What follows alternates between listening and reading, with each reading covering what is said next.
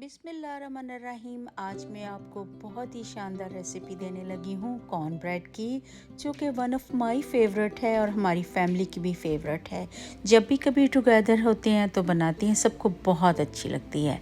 Let's get started. और उसके लिए मैंने क्या किया था, 2.5 कप मैंने लिए थे ऑल पर्पस फ्लावर के या मैदे के, और उसके साथ मैंने लिया था 1 कप कॉर्न मील का, या आप कह सकते हैं मकई के आटे का। वो कॉर्न मिल थोड़ा सा उससे थिक होता है, आटा जो होता है वो बहुत बारीक होता है। 1 कप मैंने उसका लिया था। और बेकिंग पाउडर मैंने डाला था इसमें 1.5 कप। आप चाहें तो अगर आपको ज़्यादा क्रंची चाहिए तो आप उसमें 2 भी डाल सकते हैं। और बेकिंग सोडा जो है मैंने 1/2 टीस्पून इसमें ऐड किया था। बहुत फ्लेवर देता है और इतनी फ्लेवरफुल बनती है, और ब्राउन शुगर इसको और टेस्ट को और दुबाला कर देती है। हमें थोड़ी सी लाइट शुगर पसंद है तो मैं उसमें 2 टेबलस्पून ही ऐड कर रही हूँ, लेकिन अगर आपको मीठा ज़्यादा अच्छा लगता है तो आप 4 भी ऐड कर सकते हैं।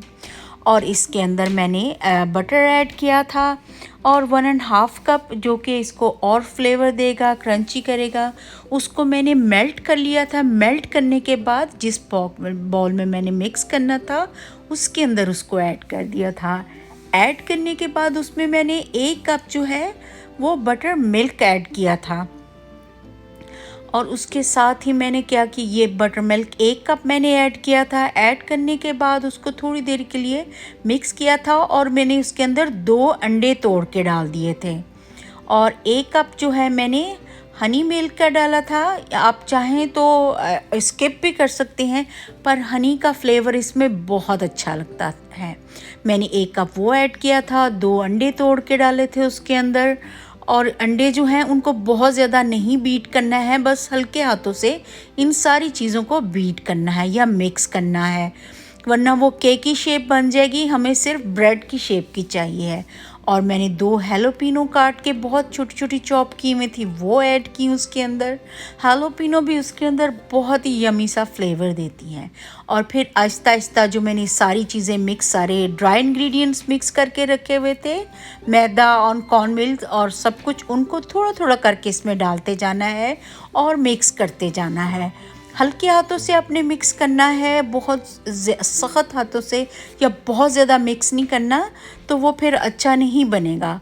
और इसी तरह इसको सारे को अच्छी तरह से मिक्स कर लें हल्के हाथों से। मिक्स करने के बाद मैंने जिस बेकिंग ट्रे में उसको बेक करना था उसके अंदर मैंने बटर लगाया था और ब्रश की मदद से, और उसको सारे को उसके ऊपर चारों तरफ से लगा दिया था।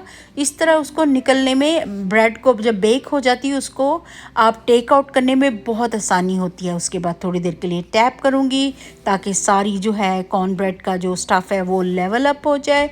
उसके बाद 425 डिग्रीज़ पे मैंने उसको प्री हीट किया ओवन को, और प्री हीट करने के बाद उसको मैंने 20 मिनट के लिए बेक किया।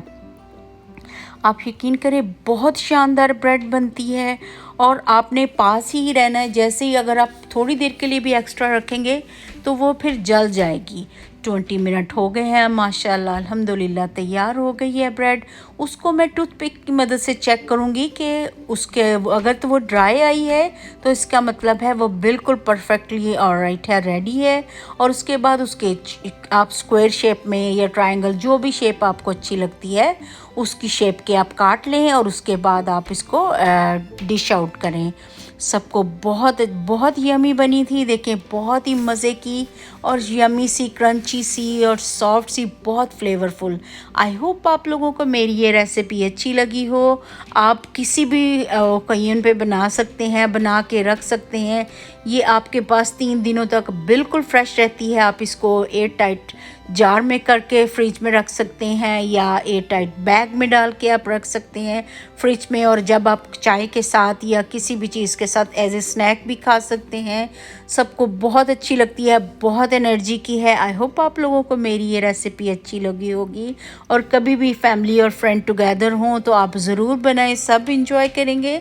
और अगर आप किसी को तोहफ़ा देना चाहें तो उसके लिए भी ये बहुत अच्छी है, बना के ले जाएं, सबको बहुत अच्छी। अगर आपको मेरी रेसिपीज़ अच्छी लग रही हैं तो प्लीज़ सब्सक्राइब करें, और जब भी कुछ बनाएं दुरूद शरीफ पढ़ के बनाएं। इंशाल्लाह आपके खानों में बहुत जायका आएगा और अल्लाह जी आपके बहुत सारे बिगड़े काम भी बनाएगा।